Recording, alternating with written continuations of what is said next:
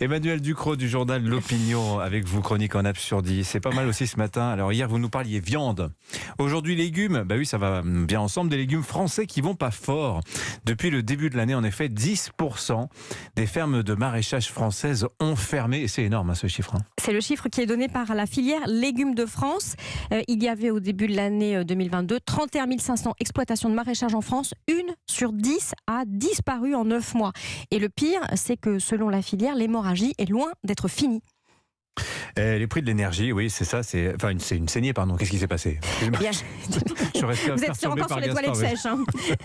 C'est le secteur du maraîchage en France emploie 200 000 personnes. Il a subi crise sur crise. Alors d'abord, il y a eu le Covid, puis la première hausse de l'énergie fin 2021, celle des engrais, du transport, puis il y a eu la sécheresse, les interdictions d'arroser, coup dur pour les salades et les haricots, d'ailleurs on en manque, et puis la main-d'œuvre, elle est très coûteuse, vous le savez, la main-d'œuvre agricole en France par rapport à ce qui se passe chez nos voisins, elle est devenue encore plus rare, encore plus chère. Et tout ça, ça fait monter les coûts de production de 25% dans une activité à faible marge.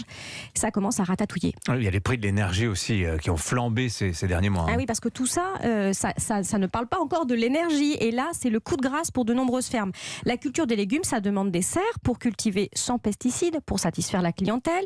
Il faut aussi des chambres froides pour que rien ne se gâche. Les factures d'électricité vont être multipliées par 8 ou 10 d'ici la fin de l'année. L'électricité est devenue le premier poste de dépense du secteur, devant la main-d'œuvre. Et tout le monde est dans les choux. Oui, joli. Mais ça n'a rien d'exceptionnel en fait, parce que tous les secteurs pratiquement sont concernés. Beaucoup d'entreprises hors agriculture connaissent le même drame. Hein. Et oui, mais là, ça tombe particulièrement mal. Ces 20 dernières années, la production de légumes en France n'avait cessé de reculer. On importait presque la moitié de nos besoins en 2020. Acheter ailleurs ce qui est produit moins bien que chez nous, alors qu'on a toutes les capacités, c'est quand même assez extravagant. Mais le Covid a été un électrochoc pour les consommateurs, pour la filière.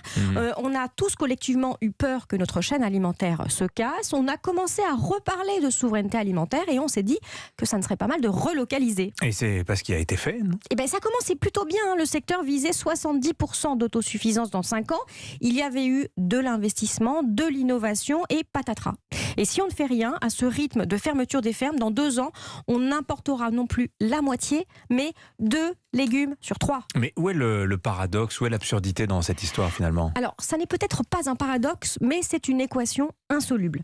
Les maraîchers ferment parce qu'ils ne gagnent plus leur vie. Il faudrait que les distributeurs acceptent d'augmenter les prix, ce qu'ils ne veulent pas faire pour ne pas faire fuir les consommateurs. Consommateurs qui, eux, voudraient bien des légumes français, du circuit court, qui se désolent de la fermeture des maraîchages, mais qui ont un budget serré et pas la volonté de payer plus. Ce qui se joue autour de notre plat de carottes, là, ce n'est pas simplement le temps de cuisson, c'est le prix que nous sommes prêts à payer pour une assiette française, c'est le prix de notre souveraineté alimentaire. Le prix de nos valeurs, c'est le titre d'un excellent livre d'Augustin Landier et David Tesmar, que je vous recommande d'ailleurs, le prix de nos valeurs, c'est exactement notre sujet, haricots verts. Merci beaucoup Emmanuel Ducrot, on vous retrouve demain matin, même heure, même endroit.